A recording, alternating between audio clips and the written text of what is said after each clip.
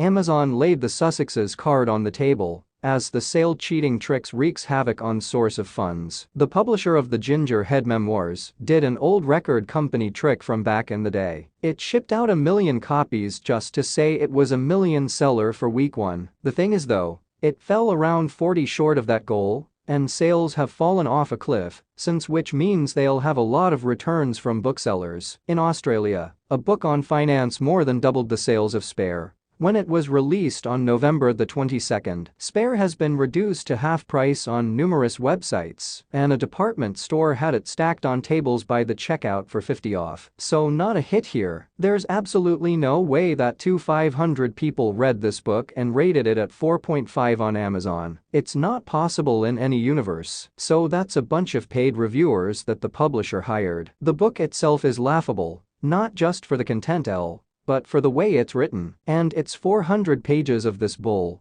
Only the hardest Diana fans and journalists would have sat through it for real. And journalists were only reading it because they're getting paid to. The bestseller lists are absolute lies, and bullshittery. Publishing houses select the books they want to push onto the list or push to number 1. It's only a matter of money. You send out tons of freebies. Make sure there are tons of pre-orders, which can be done via vouchers. You get the prize etch. There are lots of tricks. Bestseller numbers haven't meant anything for a long time, except that someone had the money to pay for the title and to get institutional distribution. After the press tour, news of the book has pretty much disappeared, except for the raunchy jokes, which is very telling. Problem is they don't have any relevant current experiences to generate real interest. Harry's book was only sold to bookstores in multiples of 12, so the tell-all sold 629,300 hardcover copies in its first week in the US, well short of the 831,300 copies sold by Barack Obama, A Promised Land, back in 2020. Bestsellers list overall offer a category. It's been something like number 560 overall. No vanity sales, and number 1 in my subcategory. But maybe 75 in my genre. The genre is romance. Some genre subcategories are not as competitive as others. People who put a category listing outside of major categories like romance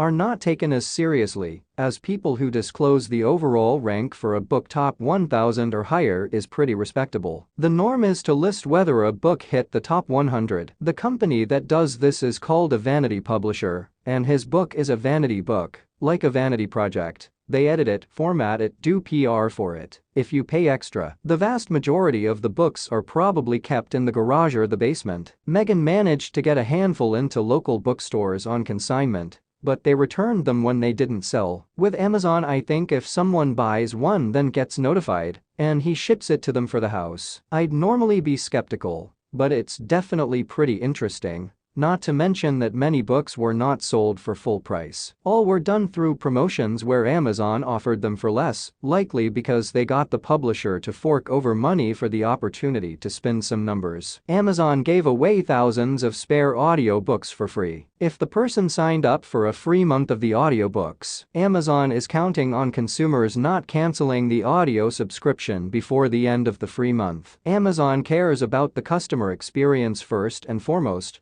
The customer is the one who pays the money. What happens is that someone might review a book on Amazon that they didn't purchase on Amazon. This is allowed. This also means the review is